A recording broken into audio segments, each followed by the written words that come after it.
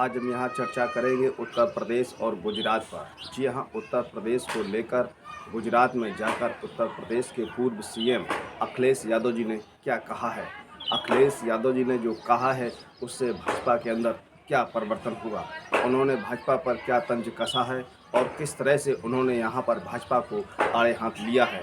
और उन्होंने ये भी बताया है कि भाजपा ने जो उत्तर प्रदेश सहित पूरे देश के अंदर किया है, आने वाले समय में उनका भी हाल कांग्रेस की तरह ही होगा। आखिर उन्होंने ऐसा क्यों कहा है, उन्होंने भाजपा पर तंज क्यों कसा है, उन्होंने भाजपा को आड़े हाथ क्यों लिया है।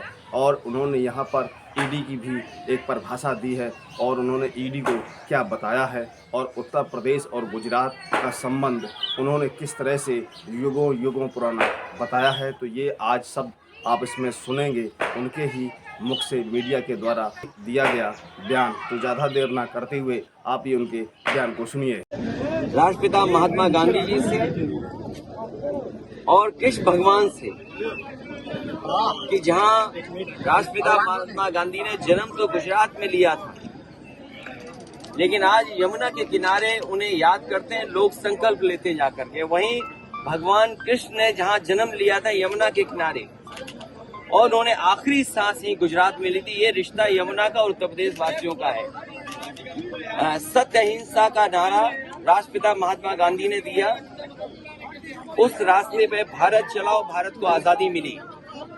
आजादी के साथ साथ राजनीतिक लोगों ने अपने जीवन में उतारा सत्य अहिंसा और सत्याग्रह का रास्ता अपनाया। लेकिन जब से भारतीय जनता पार्टी की सरकार देश में आई और खासकर उत्तर प्रदेश में, भारतीय जनता पार्टी सत्य भूल चुकी है, वो सत्य के रास्ते पर नहीं है और अहिंसा का रास्ता बुलडोजर ने ले लिया। गांधी के देश में अहिंसा का रास्ता ही जिसका बुलडोजर ने ले लिया, वो कहते हैं कि अरे इनकम टैक्स का छापा उन पे ना पड़े तो उन्हें बड़ा बुरा लगता है। तो गुजरात के लोग तो इस बात को जानते हैं, और इनकम टैक्स, ईडी, सीबीआई, मैंने एक बार कहा कि ईडी है एग्जामिनेशन डेमोक्रेसी। आपको इस परीक्षा से गुजरना ही होगा। कम से कम बीजेपी कांग्रेस के रास्ते चल रही है। इस देश में जो परंपरा कांग्रेस ने डाली थी उसी रास्ते पे भारतीय जनता पार्टी चल रही है। भारतीय जनता पार्टी कोई नया काम नहीं कर रही, ईडी, सीबीआई, इनकम टैक्स से छापे मारना। और जो लोग छापा मारते हैं वही हश्र होगा जो कांग्रेस का हुआ है। अगर आज ये छापा मार रहे हैं तो कल बीजेपी के भी नाम लेने वाले लोग नहीं बचेंगे। गुजरात में जाकर उन्होंने भाजपा पर बड़ा हमला बोला है और हमला बोलते ही उन्होंने कहा है कि ईडी का अर्थ उन्होंने जो बताया है एग्जामिनेशन डेमोक्रेसी। जी हाँ, एग्जामिनेशन डेमोक्रेसी का हिंदी रूपांतर है कि राजनीति की परीक्षा। जी हाँ, तो भाजपा सरकार इस समय विपक्ष की ईडी के द्वारा परीक्षा करवा रहा है। इससे पूरे देश को गुजरना पड़ेगा। और उन्होंने यहाँ कहा है कि यही गलतियाँ कांग्रेस की सरकार में हो रही थीं।